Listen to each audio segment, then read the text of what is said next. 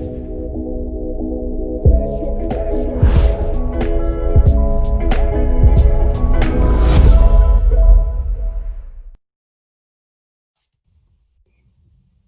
there you go. That looks better. Oh, okay, now we're on. Okay, all right, great. Okay, hi everybody. My name is Ben Wers. I'm a partner with Prodigy, which is the largest edtech-focused venture capital fund in Europe. We invest in early-stage companies, including a number of companies that use games to help people learn. And the things that we think are interesting about games, in particular as a learning mechanism, is that it has the potential of engaging people more. 90% of teenagers and 60% of adults play video games on a daily basis, and so there's potential to really kind of engage people in an activity that they're already excited about. There's a potential to make it cheaper, to make learning cheaper, because games can be automated and reach a scale that certainly in-person learning can never reach, even though the creation of the games isn't necessarily cheap. And there's potential to making learning more effective because the progression of games can be much more tailored to an individual's actual achievements. And so I have the privilege today to talk to a number of people who are using games in different ways to help people learn, and to talk to them a little bit about how they're doing that and what the challenges are in the current environment. So with that, because it's a relatively short panel, I'll just let people just say their names and then talk directly about what type of games they're making and what it is about the game format that is effective in helping their users learn. And I will just go with Krishna, since he's at the top of my screen, and ask him to start. Thanks for having me, and good to be here. My name is Krishna Vedati. I'm co-founder and CEO of Tinker. It's an online coding platform for K-12, where students learn interactively using games on how to code and think logically, make things that matter to them, like games, art, music, robotics, etc. The kind of things that we use in games is, first, we actually create interactive games where students can explore and learn concepts. The first type of games we make. The type of games we make are the ones where they actually compete with each other using the game AI they write, and that way they enable them to kind of explore different ways of solving challenges. And finally, we create games that enable them to learn logic and coding concepts interactively. So that's the stuff we use games for. Great. All right. Thanks, Krishna. And DJ, can you talk more about what you do? Sure. Hi, everyone. DJ Moreau. I'm the Senior Director of Programs and Partnerships at Games for Change, which is a nonprofit organization where we don't directly make games, but we really foster the community of social innovators and game makers who are making games, and try to elevate the conversation, bring more visibility to that work, and really be an advocate for the work that's being done and the games that are being done. A big pillar of that, and a big focus area for us, is education and learning games. So excited to be here, and I'll let the next person take it out.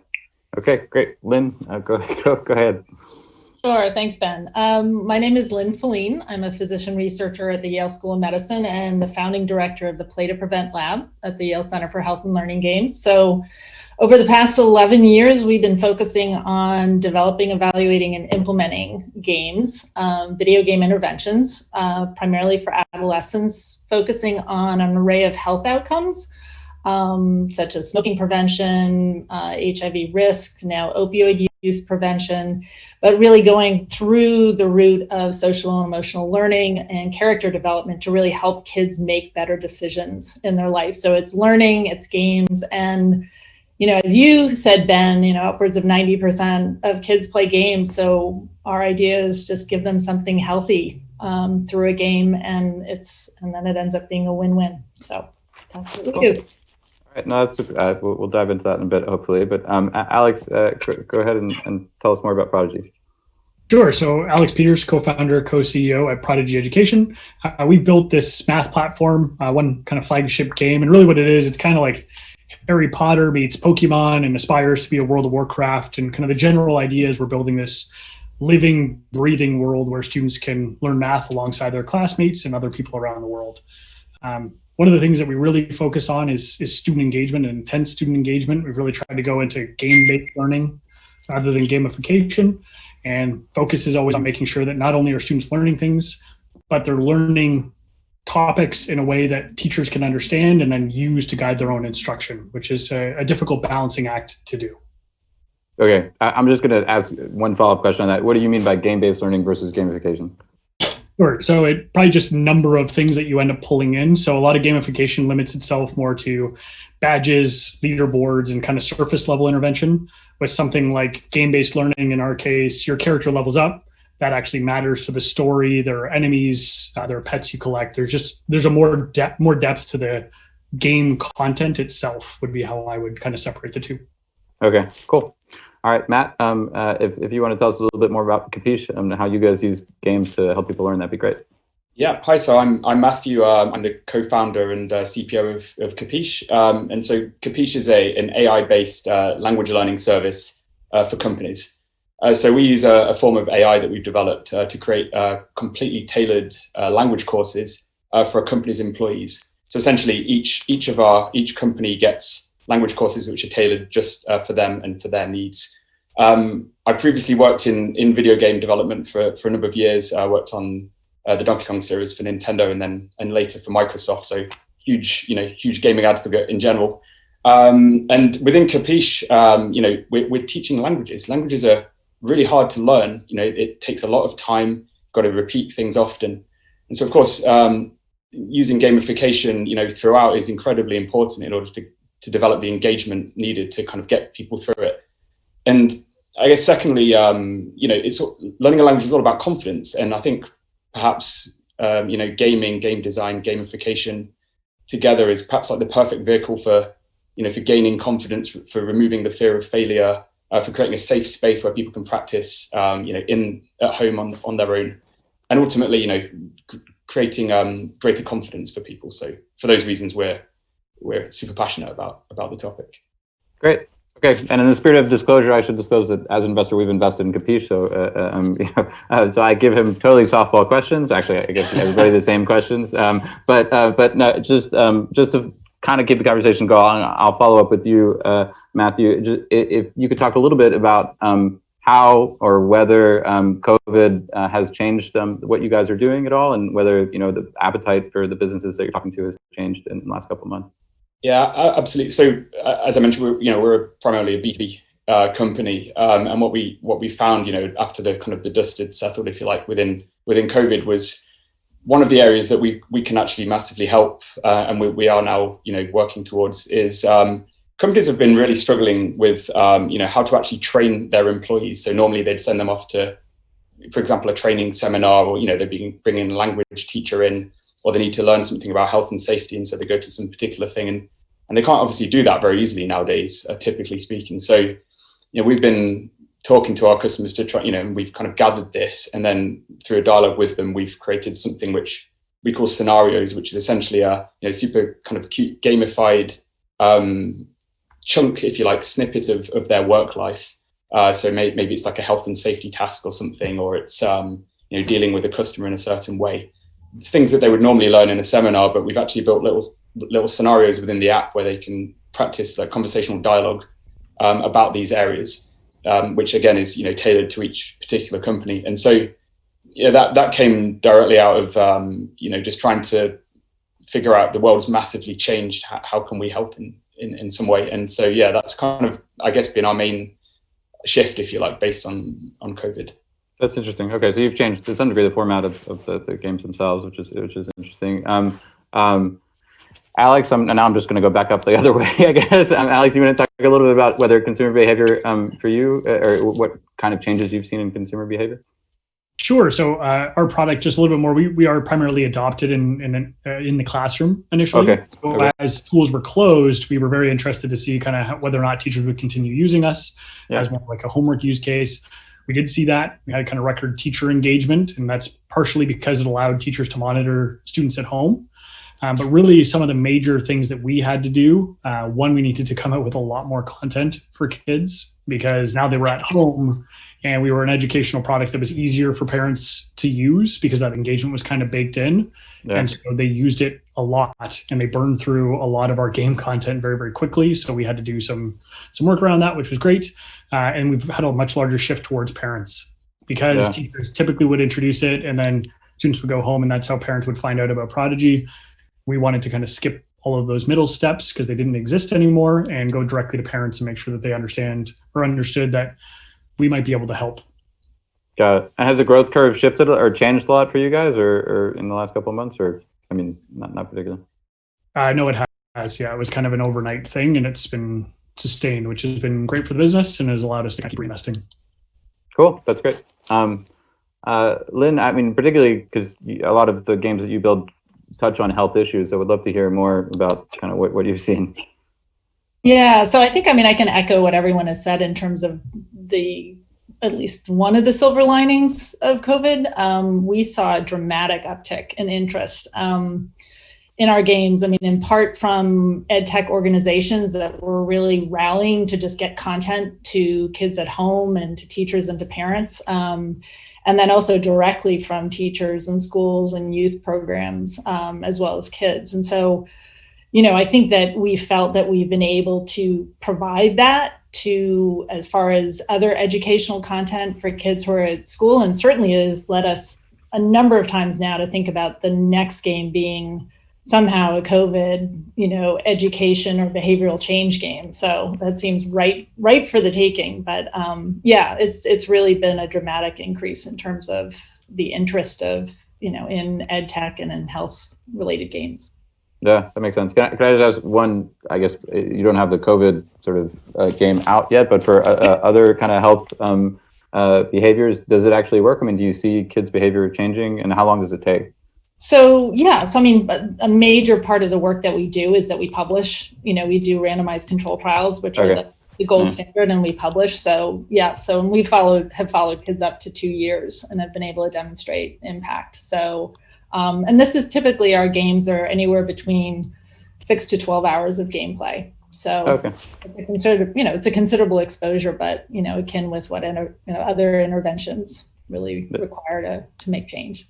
That's cool. That's really cool. Okay, awesome. DJ, what about you? What kind of changes have you made at Games for Change, if any, in terms of addressing COVID and school closures? Yeah, well, we run a whole range of programming, mostly youth-facing, but also teacher-facing. And I think in both sort of audiences, we've seen a huge uptick. Teachers wanting more virtual options, game options that kids are actually going to have fun doing. We're seeing more interest even from students participating and wanting to participate in our Student Challenge program, where they're designing games around civic and social issues. And we're, as Lynn said, the silver lining of this is that games are really just perfectly positioned to solve so many problems for parents, teachers, youth, to stay connected, to stay engaged, and to have fun. And we're just pivoting, but realizing that it's really an accelerated moment where we were doing it anyways, and now we got there quicker. Cool, that's great. And Krishna, I mean, what about you? What have you seen in terms of changing either the games that kids are creating, or just the number of kids that are participating, or the ways that they're participating? We'd love to hear more about that. I think we ran a specific program, and we've seen this in China because we had a huge audience in Hong Kong that we actually enabled them when COVID hit there. We basically gave the entire Hong Kong free to use Tinker. Okay. So we applied that to across the globe, and we had about 6 million kids use it during this period of 4 or 5 months. Massive. The thing is, because we've built a system so that kids can learn on their own. So that was a good blessing for us. But I think the biggest things we've seen besides the high usage is that we've kind of polled all the teachers and exactly what is that they're looking for in these environments. One is the efficacy, how is this really, as Lynn was saying, work. So we have lots of assessments that we do, without students knowing what they're doing. There's a behind the scenes, we're understanding what the efficacy is. So we're able to create detailed reports for teachers to share with parents, mainly because now the parents and teachers are all worked up at how much screen time, right? We're all on screens now. Yeah. So was it really useful or not? That's one big thing. Second thing we found was this whole lack of, one of the biggest things we've done is collaboration. How do you build or learn together? And there are a lot of work we've done where Google Doc styles coding things that we've implemented so kids can actually code together, which has become a pretty good hit. So, I mean, those are the things that we've learned and implemented. But there was, as like any other tech company, we had quite a bit of usage. Yeah, no, that's it's a good time to be an edtech entrepreneur, I guess, and a nice time to be an investor as well. So I think there's a question from the audience, which I'm just going to throw open to anyone. The question is just how can we apply these video game concepts and approaches to more unconventional populations, for example, the elderly? Anybody want to take that? I can talk a little bit, maybe. Yeah. I mean, it's funny. AARP will tell you that their most trafficked web page on their website is their games page, and so they have been so interested in games for probably the last 5 years, and using games and even their VR alcove. They have a VR headset for the elderly to reach elderly people. And in fact, we ran a design challenge for them where we put out a professional-facing prompt that the ARP created to get design concepts and prototypes that they could use in their VR alcove. So trying to generate more content for the elderly that way, and just different ideas. And they've always been a part of our student challenge program, where they're asking young people to think about if the oldest person now is living to like 107 as the average age, like what is life? What is that? How does that disrupt sort of your thinking of your life? And they're making games about that. So that's cool. Can I just ask, do you know offhand what the most popular game on the AARP website is, or no? I have no idea. Okay. Sudoku. Is it Sudoku? I don't know. That's awesome. Okay, cool. So, great. Well, does anybody else want to address that? Otherwise, I was just going to add that, I mean, if we look at the Wii, so Nintendo's most successful console, one of the reasons that it got to the sales figures that it did is that it really engaged with the elderly population. And I think like one of the reasons for that was it was a very clear benefit to them as to, why they should use it. So it isn't just a case of play this platformer. It was, play this and, improve your brain training, or improve, it's sort of like doing yoga on a Wii Fit board or whatever. So it was a real clear benefit for usage. So I think it all comes down to that, really. If you can communicate those points along, and it feels, if it's a demographic that are not perhaps necessarily used to playing games, then it's got a very unintimidating, welcoming interface and a real clear benefit to use it. Then, we see from Nintendo that's has a lot of potential, I think. Yeah, no, that makes sense. That makes sense. And yeah, I mean, I think obviously a lot of the benefits that accrue to children would accrue at any age or into other populations. And so there's certainly opportunity for folks going after that, I would say. Although Sudoku seems like fairly simple, but maybe there's a better way to do that. I think one of the questions that I have as an investor, and given that there's some focus in this conference around investment, is just what the dynamics of growth are and what the standards of success are for kind of different entities. So traditionally, if you look at mobile games in particular, you look at things like, day 1, day 30 retention, you look at ads as a major, and in-app purchases, even for big games like Fortnite, are the major drivers of revenue for more traditional games. For learning games, I think the dynamics of what success means and honestly how you charge for them is totally different, and mostly revolves around subscription. But we'd love to hear more about how different folks are addressing that. I don't know, Alex, if you want to start, just because we haven't heard from you in a while. Just talk more about your model. That'd be helpful. Sure. So with Prodigy, we use a subscription model, and one of the things that we're most proud of is actually our business model. So what it's allowed us to do is we can keep all of the education content free forever. So all of the questions in the game are free. And the only way we make money is through a completely optional parent upgrade that only unlocks some extra game content. It's very similar to a game like Fortnite, but one of the major discrepancies is that in Fortnite, you can spend a lot of money per month if you get really excited about it. For us, the maximum you can spend is $9 per month, and that just unlocks everything. And so it makes it a lot easier for a parent to engage and then know that there's a kind of a maximum that they're going to be spending. But the big thing for us from a mission standpoint is our mission is to help every student in the world love learning, and that's really hard to do if you have a hard paywall around all of the education content. And so And that's how we've monetized in terms of some of the metrics that we use. Obviously, as a company, we measure all of the major things around like revenue growth and all of that. But we've also spent a lot of time talking about measuring that mission. How do you measure whether or not your student loves that experience? How do you measure learning? And so some of the more interesting high level ones are just questions answered. If you're not engaging with content, you're not likely learning anything new. But then the more useful ones can be around skills mastered per session, and we're really trying to increase the efficiency and making sure that every time a child logs in, ideally they learn something new, so that there's always kind of that reward that's not just about the game, because we do that really well, but is also about kind of establishing that feeling that I can learn if I spend a little bit of time. That translates everywhere else.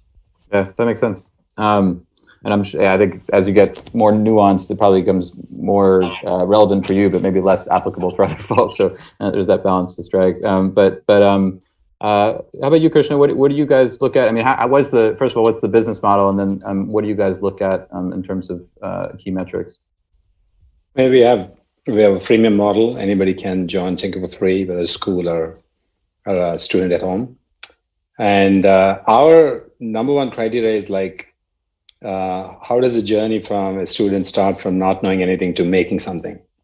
So the number one things that we care about, like what did they make on their own?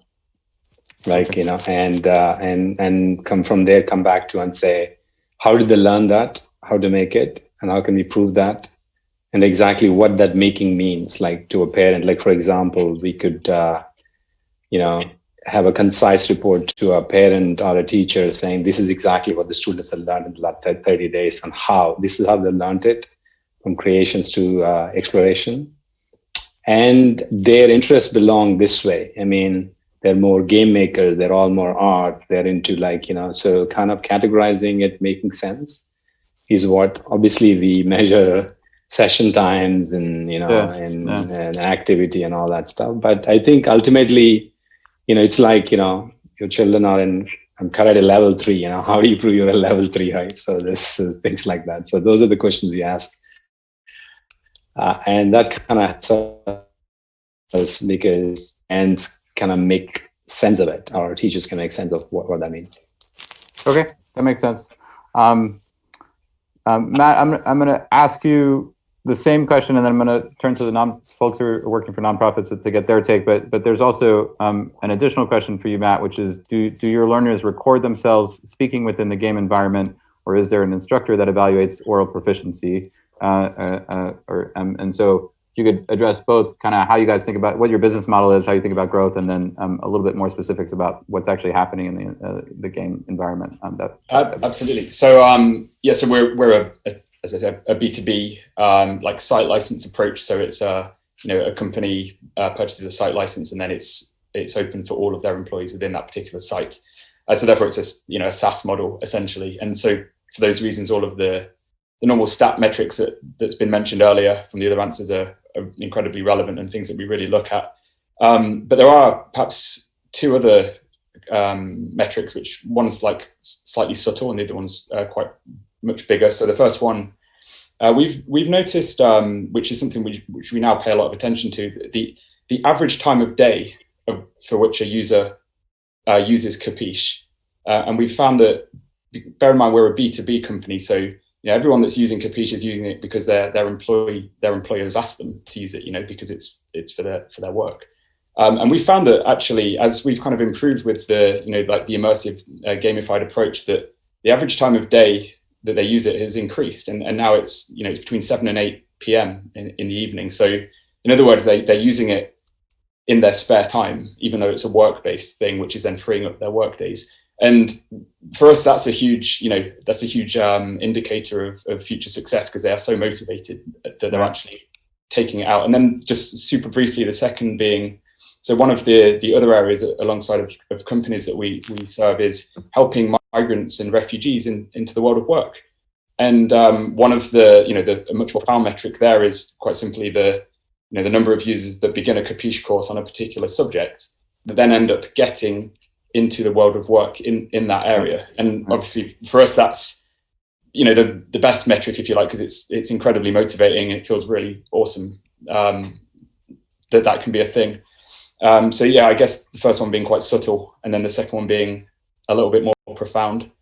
Do I still have time to answer? Yeah, go ahead. Yeah, so just, I mean, briefly, if you could address, how, what's actually, do your learners record themselves, and is there an instructor that evaluates oral proficiency? Yeah, so we've kept everything currently as being automated in terms of there's no human intervention in terms of the evaluation of how well they do in any of the listening, speaking, writing, reading tasks. So yeah, we've looked into it, but so far this seems to work quite well for us. Cool. Magic of AI. There you go. Yeah. So Lynn, if you could talk a little bit about how, what are the kind of key metrics for you, and then there's also a question around how you integrate / conduct research in your video game products, which I'm sure you could talk about for a long time. But if you could address that briefly, that'd be great as well. 10 years worth. Yeah, so I mean, as an academic games research lab, we obviously don't have sort of the conventional business model. And what we're really looking to do is focus on engagement. So making sure that kids want to play our games, efficacy. So, determine that using the most rigorous scientific methods. And then implementation, if you want, sort of marketing and distribution is now a huge issue. And where I've ended up pulling in, GJ with her expertise and strategic partnerships, because there's not a simple path. There's not a network or channels that are established where you can just push a button and say, get out there into the wild. So I think we've gotten the sort of engagement and efficacy part down pat. We make, engaging games kids want to play. They play for a long time. We can demonstrate that they have impact, but it's really how to get them out to kids in a way that's, effective and streamlined and sustainable. So that's a major focus of ours now.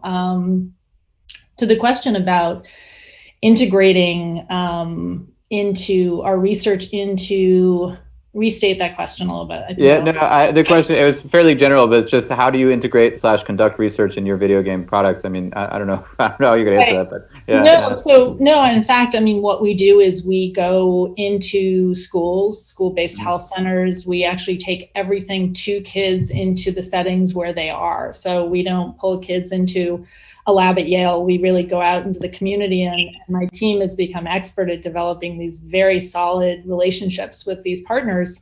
And so we do everything on site. We come in with, rolly bags full of iPads and headphones, and everything is done on site where they are, which I think has made a huge difference in terms of also just building those partnerships that we're doing it where these kids exist and live and want to be and are to begin with. So cool.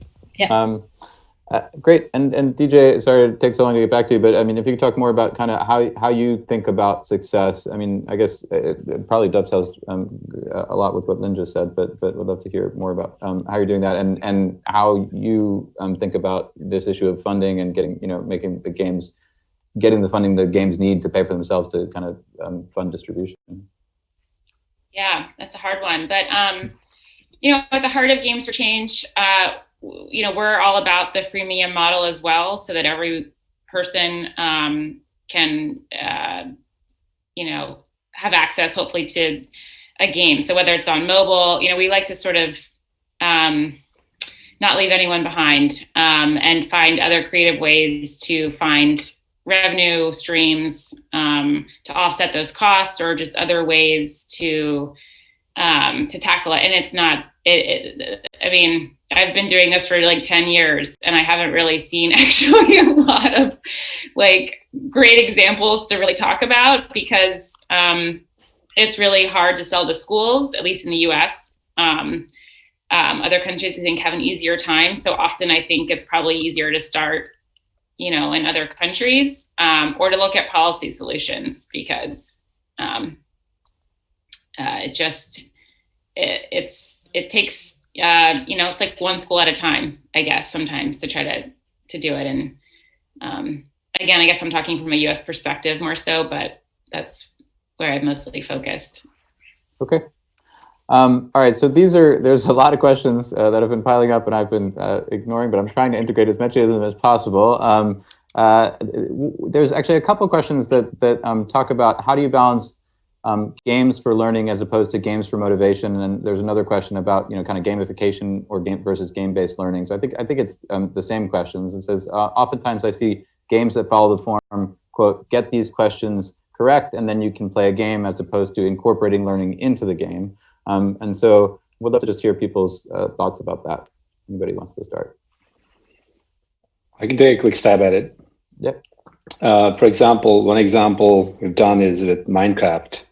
A lot of students play Minecraft, but the way we've done it is we've given them a toolkit where they actually have to program to build versus manually building, or a program to change behavior. So what happens is a lot of experimentation goes on with the tool chain, and the tool chain is very dedicated. You can't just play the game. You just have to kind of use the toolkit to build or change behavior. So which works very well. Second thing is we've done is in our games is that you give them blocks where they have to fail to, they have to constantly, they're experimenting to win the game level versus getting a badge. You have to program the game with logic so that either you fail, then you have to retry again. And then obviously they get hints and all that stuff. But so it's more of that thing I'm trying to say is that with these mechanisms, we're able to take the completion rates from 30 to 63%. Otherwise, so they have, by exploring and failing has a much better incentive for students versus giving them a badge. Other mechanisms which are not bad, but they're less motivation in some ways. That's cool. That's really interesting. And that's what one would hope from games, is that you get the failure doesn't act as much of a deterrent as it does in regular learning. Oh, we get to talk about failing forward. Yeah. You fail, you just want to keep going. And it really is that iterative feedback, I think, that's so powerful in games, is that students or people are getting feedback immediately, versus in a classroom, you have to wait till the end where you're taking a test or you turn in a project and you're getting feedback at the end. Kids are immediately getting feedback. And when they don't get it right, they don't feel like, I got an F on my test, now I'm awful at math. They think, I want to go back and get that problem right. So it really, it's so powerful to just sort of grasp those game traits that are fun, that are really engaging, and to sort of not be afraid when you see kids laughing in a classroom. They're learning. They can, people have this stigma, I think, of you have to be so serious to be learning. And in fact, that doesn't need to be the case. There's, it can be fun to learn. Yeah, absolutely. Anybody else have thoughts on this? Yeah, probably. Sorry, go ahead, Ben. No, I would just echo what DJ just said, is that, our games are really focused on being highly experiential. And so part of the goal is to try the wrong choice and fail and see the consequences. And then you can go back and fix it and kind of learn, again, sort of, learn the hard way, but learn the hard way in a virtual space as opposed to the real world. So. Cool. The only thing I would maybe try to add is I do like kind of the one of the litmus tests would be, would anybody use this product if you took the education out? And so one of the things that I like about Tinker is that it is actually a fun game by itself. And so one of the things that we've focused on is this a core game loop that's exciting? Because that whole gamification, points, badges, maybe a little bit of dress up somewhere in there, that gets at one part of what games actually try to do. And some of the best games in the world, like a World of Warcraft, create these stories that last 6 months at a time, and you need to partner with 1,000 other people to actually experience it. And it's more of a Hollywood experience that you're going for than Q&A with a little bit of pizzazz on top. And so you really need to, but it's a lot harder, and then other games tend to go a little bit too deep and they forget about kind of the rigor of the education content. So striking that balance is really hard. But to the other question on engagement versus outcomes, it's kind of a false choice. Some people get really caught up on, as long as kids are using it, that's a good thing.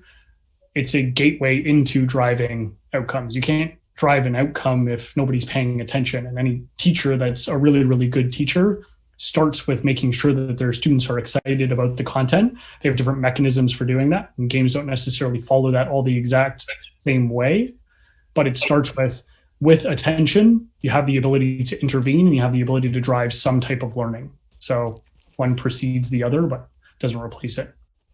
Got it. No, that makes sense. There are a couple of questions here about inequality. One is around. I noticed that most of the people in leadership and design positions for education games are white. When you have leadership that is primarily white, creating games for minority groups or games for change, how do you think this negatively affects the final products? And there's another question around: do you see exacerbation of inequities in delivering educational video games content, which is a little bit different, but I think touches on some of the same concerns. I don't know who wants to take that, but it's certainly a topical question at the moment, and so would love to hear your thoughts.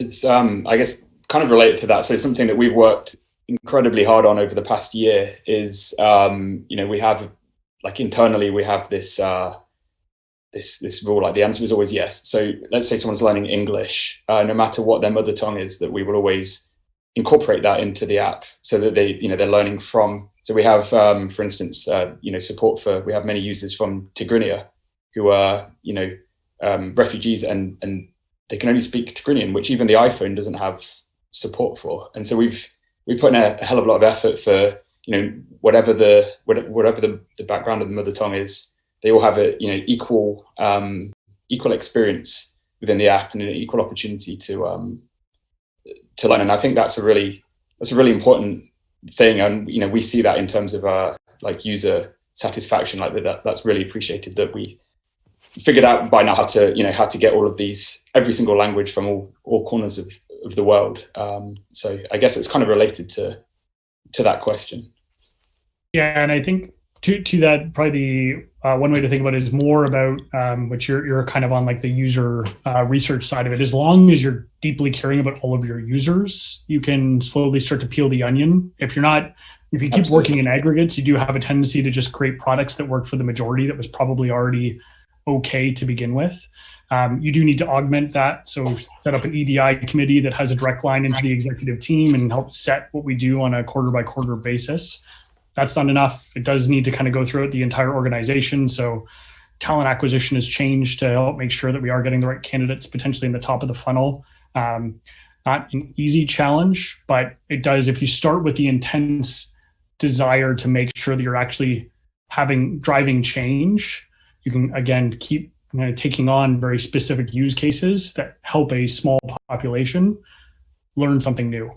And so it is possible, but it is a problem when it's white males in a leadership position. So I'd like to just add to that. So I'm proud to say that I really appreciate that question. I'm proud to say that we are almost an entirely women team from diverse backgrounds, but so from the top down. But I'd also say that all of our work is based, both the development and the evaluation of our games with the teams that these games are being made for. So every step of the way, they vet everything we create, artwork, the language, the stories, the voices, all of it really comes from them back and forth through multiple iterations of focus groups. And then when we evaluate, they're obviously the audience that is, are playing the games and giving their feedback. So that has been absolutely critical in terms of making sure that our games are reflecting, are coming from a group of adolescents that tend to be very diverse in terms of their backgrounds. And so they are represented in the games, not only from the development, but from the evaluation standpoint. That's interesting. I'll just add one comment here. If you don't, so I think very early on, we have a lot of younger audience, so what we kind of learned from, thousands of schools that use Tinker is that, people voice this. So first thing we do is we give a character to the student that they can completely configure before they start off anything. So the way they look at, they feel like it closely resembles them or their environment. And their whole learning journey goes that way. And, we've made it a very kind of comprehensive effort. I mean, obviously, we're not there in terms of representing everything, but, skin tones and eyes and, and backgrounds and things, they can configure any of those to a large extent and then kind of start their journey. So they kind of feel like they belong there. We've done a big partnership with Barbie a few years back, 5 million, girls have kind of explored coding through that lens. And if you think about the Barbie, there's this big stereotype. So we basically, they've created lots of different Barbies in different cultures, and then they can kind of explore through that lens as well. So we kind of put a lot of effort in there. And there's the other end also, you have this whole disabilities. I mean, a lot of kids have special needs and how they learn. So there's that end as well, that you have to do quite a bit of work so that you address their needs as well. I think having a diverse team really helps, in your team, who's on, from a design to engineering to kind of who designing, having a different voices will really help in this regard. Great. Oh, that's helpful. Anybody else have thoughts on this? I do want to, it's sort of relevant, I think. Everyone, there's no easy way to sort of tackle that question. It's something that we all need to be more intentional about and try to, change things quickly. But we have an initiative called Raising Good Gamers that just really officially launched a couple weeks ago. That's looking at tackling online bullying, but also creating just a fair and diverse sort of game culture. And we're really excited about the work. It's a way to, and it's all youth led. So we're working directly with youth or on our advisory board. We are getting feedback from young people between 8 and 13 about what's happening online and what their experiences are like, and trying to then provide and identify certain tools that young people need to have pro-social communities online. And we're just sort of figuring out what our roadmap is going to look like and who the other key stakeholders are. But, a lot of what we advocate for is that for young people to not just be consumers of games, but also creators. And so it sort of goes into that question in the sense that if we can, encourage young people that they can make games and to tell their story and not just be consumers, that's just, I guess, part of what we are drumbeat as we are working in different communities around the world. Great. Well, I think unfortunately that's about time. We're at so I think just to I guess summarize some of what was just said. I mean, a lot of it is staying close to the user and not just considering them as users, but considering them as creators of these games, which I think is super powerful and hopefully will drive a whole new generation of game creators going forward. So we have we literally have like 1 minute left, and they're going to cut us off. So rather than try to interject anything at the last minute, I think we can just we can all fade gracefully and let people get to the end or get to the I guess there's a keynote at the end and on time. So thanks really thanks a lot for your thoughts. It was super enlightening for me and hopefully for the audience as well. Thank you. Thanks so much. That was great. Take care. Bye.